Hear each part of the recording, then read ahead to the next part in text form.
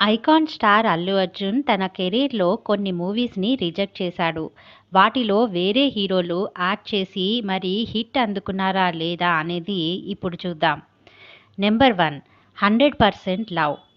2011లో వచ్చిన love story ఇది.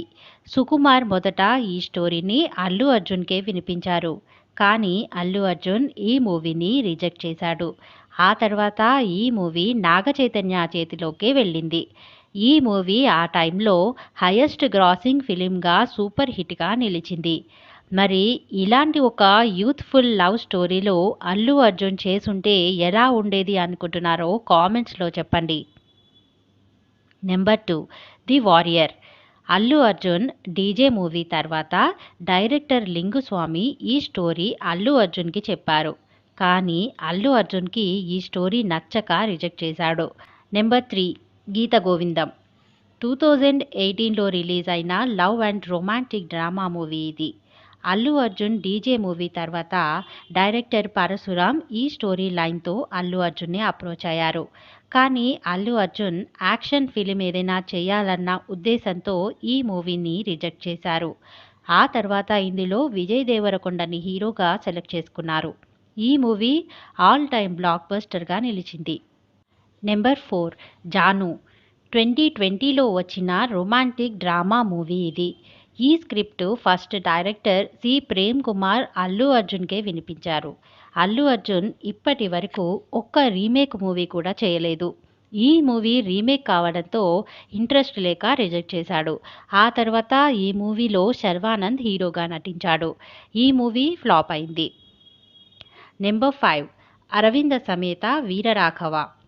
Junior NTR హీరోగా త్రివిక్రమ్ డైరెక్షన్లో 2018లో రిలీజ్ అయిన యాక్షన్ డ్రామా మూవీ ఇది. ఈ movie story Trivikram first Allu అర్జున్‌కే వినిపించారు. కానీ అల్లు అర్జున్‌కి సెకండ్ హాఫ్ నచ్చక రిజెక్ట్ చేశాడు.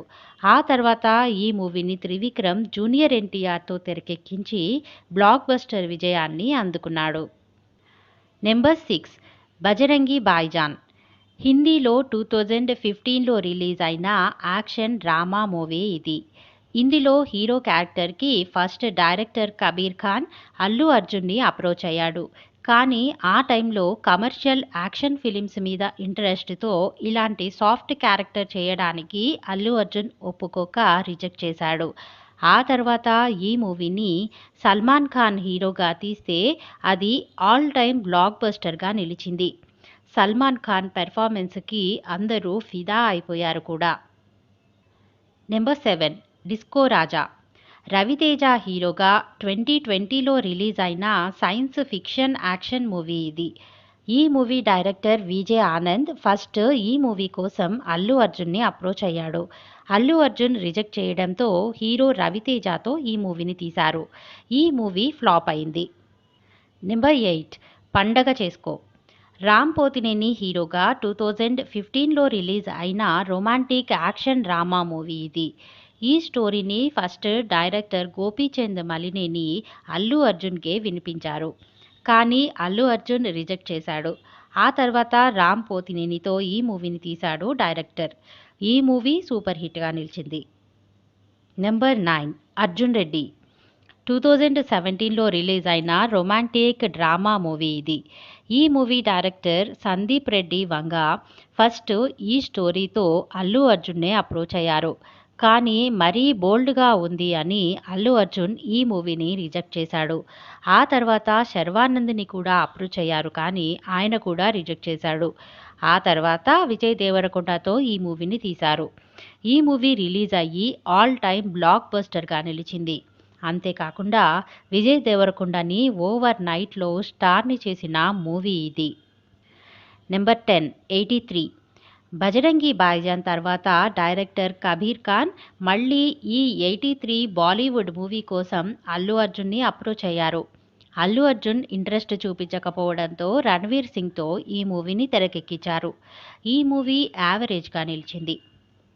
నెంబర్ 11 భద్ర. రవితేజ హీరోగా 2005లో రిలీజ్ అయిన యాక్షన్ డ్రామా మూవీ ఇది.